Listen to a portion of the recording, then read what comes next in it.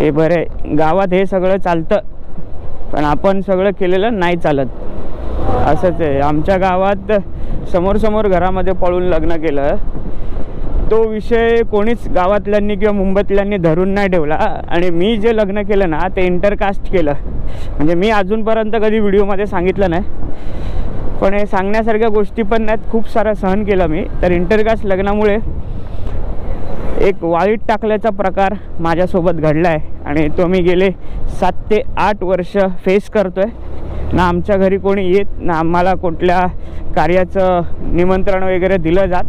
असेच नवनवीन मनोरंजनात्मक ट्रॅव्हल मोटो व्लॉग्स पाहण्यासाठी नितीन पास्टे या मराठी यूट्यूब चॅनलला सबस्क्राईब करा आणि बेल आयकॉन ऑलवर सेट करा आणि व्हिडिओ सर्वप्रथम पहा. आणि व्हिडिओ आवडल्यास व्हिडिओला लाईक, शेअर आणि एक सुंदर अशी कमेंट करायला विसरू नका. नमस्कार मंडळी, पुन्हा एकदा नवीन अशा व्हिडिओमध्ये सगळ्यांचं सहर्ष स्वागत. तर आता फायनली कोकणामधून आपण चाललो आहेत मुंबईला आणि शिमगा संपलेला आहे आणि आता पुन्हा एकदा आपल्या कर्मभूमीकडे वाटचाल करतो आहे. तर आजची राईड आपली संध्याकाळची रात्रीची राईड आहे आणि आता आपण माझ्या घराच्या इथूनच निघतो आहे. आई वगैरे काकी वगैरे गेल्यात ऑलरेडी. तर आता गावातली बरीचशी मंडळी गेलेत. तर आमचे पालखीतले देव त्यांची मिरवणूकसुद्धा झाले. त्याच्यानंतर ते देव पालखीतले पुन्हा म्हणजे पालखीतले देव ते रूप वगैरे निघारून ते आपल्या स्थळी गेलेले आहेत. तर आता आपण सुद्धा निघूया. तर आता इथे काका आहेत. चला काका, नमस्कार. नमस्कार. भेटूया. कसा झाला शिमगा? शिमगा व्यवस्थित झाला, त्याबद्दल काही चिंताच नाही. हां, आणि काका आपले गुरव आहेत. आणि इथे आणि इथे काय करतात? भात वारवत आहेत. म्हणजे त्यातलं ते काय म्हणतात ते वेगळं करतात ना पंख्याने, असं. बरोबर. आणि ते काकी पलते काकी आमची यारे इथे हा. तर ही आमची काकी. चला बाय बाय. हा, भेटू पुन्हा. आणि काकीने भिड्याचा तवा आणि हे दिलंय भिड. हा. तर आता ते घरी मुंबईला घावणे खाणार आहे. आम्ही घावणे खाणार आहेत. आणि घावणे कसे कसे, भिड्याचा तवा त्याला कसं तेल लावून ठेवायचं ते काकीने सांगितलंय. तर त्याची रेसिपी आता आपण जाऊन अन्वीला सांगणार आहे. तर आज संकेत सोबत आहे. आमचा दोघांचा पुन्हा एकदा प्रवास होणार आहे आणि रुस्तमसुद्धा इथे रेडी आहे. तर आता निघूया आणि घेऊया इथून बाय बाय, राम राम. आणि आता सूर्यास्त होतं आहे. 1 तासात काळोख होईल आणि संपूर्ण मला वाटतं आहे की एक 9-10 तासांची राईड असेल. आता वाजलेत 5 वाजलेत आणि 5, 7, 8, 9 2 वाजतील मुंबईला पोचायला, म्हणजे रात्रीचे 2. तर बघूया. हे बघा, हे असं हे चालू आहे भात वारवणी. तर 5:30 वाजले. ट्रिप बी सेट करू आपण. 433. चला. हो चला, काळजी घ्या. हा, आरामात. हा.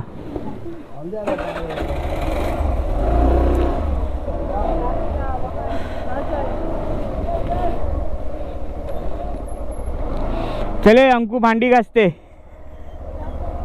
हा. ओ ओ ओ ओ. तर मस्त, किती मस्त सोनेरी पिवळं पिवळं वाटतंय ना. एक नंबर भारी. बिना इंजिन स्टार्ट आपण जाऊया खालपर्यंत. इथे फक्त एक मावशीला आवाज देऊ. ती बंदच गाडी होती. हो बाबा, चला निघतोय. होय होय. नितीन निघालाय. मावशी कुठे? मावशी. अरे उठलं सुटलं संसारात नाही एवढं भात तिच्या आईलांचो काढी. कशा मरता मार राहिला. जेट खाल्ली वांदा इरीत आपली उन्हात आणत नंबर. काळजी घ्या, काळजी. भावजी फुकत गेला. कशा दे माझं पाणी दे. थांबा, साईडला घेतो.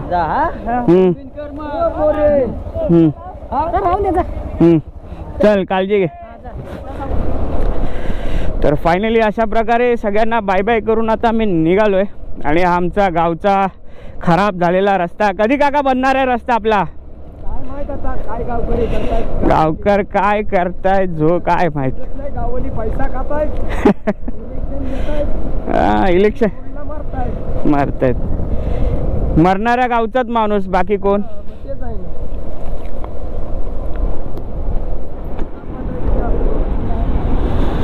तर आता फायनली निघतोय.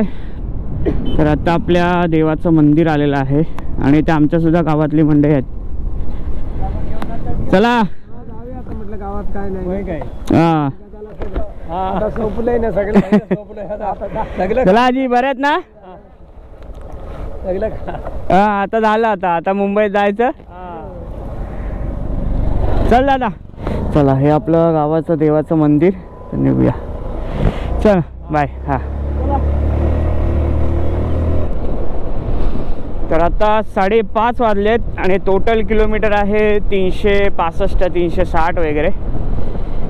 तर टाईम लिमिट नाही आहे. मागच्या वेळी पण मी 2-2:30 वाजता पोचलो होतो. तर आज पण तेवढाच उशीर लागेल असं वाटतंय. तर साखरपा इथून आपली बाजारपेठ आहे 1 किलोमीटरवर आणि हा संपूर्ण रस्ता काल संपूर्ण मिरवणूक होती. जर तो व्हिडिओ नसेल पाहिला तर आधीचा व्हिडिओ नक्की पहा. आमच्या गावची मिरवणूक पूर्ण पंचक्रोशीमधून भरपूर भाविक मंडळी येतात आणि जेमतेम 4-5 हजाराचा क्राऊड असतो. जबरदस्त अशी मिरवणूक होते. आणि दरवर्षी मी फक्त हे सरता शिमगा जो असतो ना तो अनुभवण्यासाठी येतो. बऱ्याच गावांमध्ये जेव्हा शिमग्याला सुरुवात होते तेव्हा खूप मजा असते. तर आमच्या गावी जेव्हा शिमगा संपतो ना तेव्हा ही मिरवणुकीची भारी मजा असते. म्हणजे मुंबईवरून गावाला आलेले सगळे चाकरमानी भेटतात, नवीन नवीन ओळखी होतात, खूप छान वाटतं.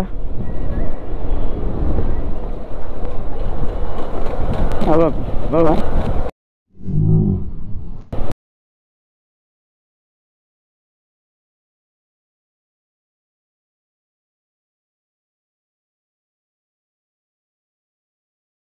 हे बरे, गावात हे सगळं चालतं पण आपण सगळं केलेलं नाही चालत.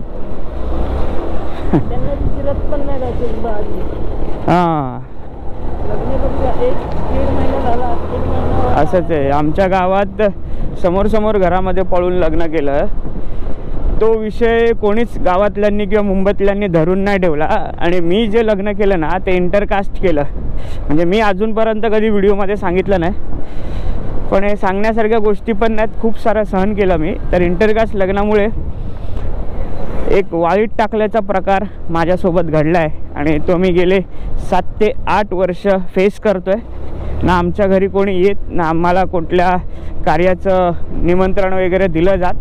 तर मला काही फरक नाही पडत. तुमच्यासारखे जर भरभक्कम सबस्क्रायबर्स मंडळी फॅमिली माझ्यासोबत असताना आपल्याला कशाचीच कमी नाही.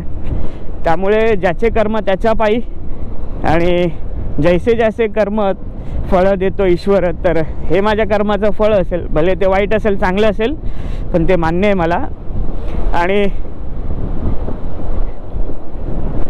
आणि जे शिकलेले नसतात ना त्यांच्या बुद्धीला तुम्ही कितीही काहीही म्हटलं तरी काहीच फरक पडत नाही. आता मी व्यवस्थित असं लग्न केलं, परंतु गावात अशी बरीच प्रकरणं झाली की ज्याच्यामध्ये कोणी काहीच बोललं नाही. कारण कसं असतं ना, सगळे आपापले असतात आणि मला माझे वडील नाहीत, त्याच्यामुळे आपल्याला कोणाचा सपोर्ट नाही. माझ्या लग्नाच्या वेळी माझी फक्त आई आणि आजी माझ्या सपोर्टला होती. तू तुझ्या करतोयस त्या मुलीबद्दल ठाम आहेस ना, मग आपण करू. तर तो तसा विषय झाला होता. आता एक विषय निघाला दिसला म्हणून सांगितलं तुम्हाला. तर तो जो मुलगा बाईकवर गेला, 8 वर्ष झाले प्रेम होतं, गावात सगळ्यांना माहिती होतं. आणि आता जाऊन त्याच्या मीटिंग बसणार. त्यांच्या लग्नाला 1 महिना झाला. आता मीटिंग बसून काय फायदा. आणि ती मीटिंग होणार मे महिन्यामध्ये. तोपर्यंत त्यांना मूल वगैरे राहिलं वगैरे तर काय गाववाले करणार आहेत. जाऊ दे, या गोष्टीत आपल्याला पडायचं नाही. विषय आला म्हणून थोडक्यात तुम्हाला सांगितलं. या विषयावर बोलूच आपण कधीतरी, वेळ आली की बोलायचंच आहे मला. पण आज आपला प्रवास कंटिन्यू करू. आणि मस्त असं 32 किलोमीटर संगमेश्वर पोचेपर्यंत आपल्याला असा वळणाचा रस्ता आहे. आणि मला हा रस्ता अतिशय आवडतो, अतिशय म्हणजे अतिशय. कारण पावसाळ्यात आणि पावसाळा नसला तरी आहे ना, ही जी हिरवळ आहे ना ती बाप आहे. येवा कोकण आपलं जसं असं पण का म्हणतो, कारण प्रत्येकाचं बघण्याचा दृष्टिकोन,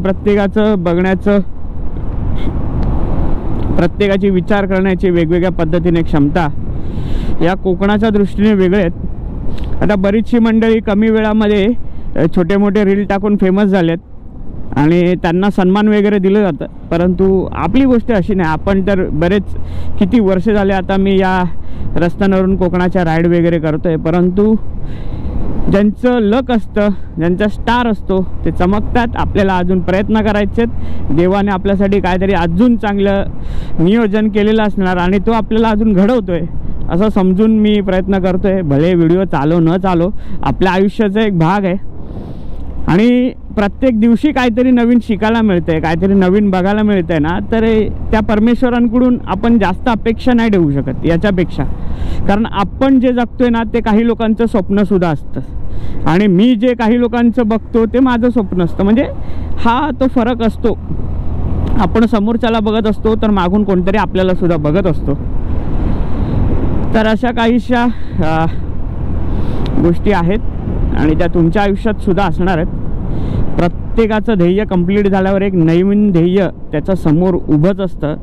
कारण हे एकच आयुष्य मिळतं प्रत्येकाला. त्या एकाच आयुष्यामध्ये खूप काही चांगलं करायचं असतं आणि जो नेहमी प्रयत्न करण्याचा प्रयत्न करतो त्याला काही ना काही देव देणारच. तर चला, याच उमेदीच्या आशेवर आजचा प्रवास करू आणि सुरुवातीचंच व्लॉगिंग खूप झालं आहे त्याच्यामुळे मस्त असं फटाफट रस्ता कवर करू. सूर्यास्त दाखवतो, सुंदर असा सूर्यास्त होईल, पण तो कोणत्या डोंगरातून आपल्याला दिसेल हे मला आतासुद्धा सांगता येणार नाही. So let's go. आणि बाप्पाचं नाव घेतलं नव्हतं आपण सुरुवातीला, तर गणपती बाप्पा मोरया, मंगलमूर्ती मोरया आणि श्री केदारलिंग महाराज की जय. आणि जसं निघताना येताना मी तुम्हाला खिंडीबद्दल सांगितलं होतं ना, तर ती खिंड आता आपल्याला लागेल. तर त्या खिंडीत आपण दर्शन करू आणि पुढचा प्रवास करू.